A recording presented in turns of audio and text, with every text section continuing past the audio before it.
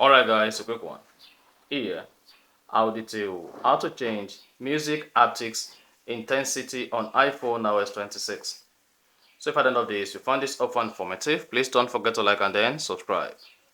Now, the first thing you want to do is go ahead and open the settings app, scroll down, locate and click on accessibility, scroll down, and then click on music haptics. Then if music haptics is disabled, go ahead and enable music haptics. Now to change the intensity, scroll down, locate intensity and then switch between light to medium and strong. So this depends on your choice. And once you're done, hit the buy button. And that's it.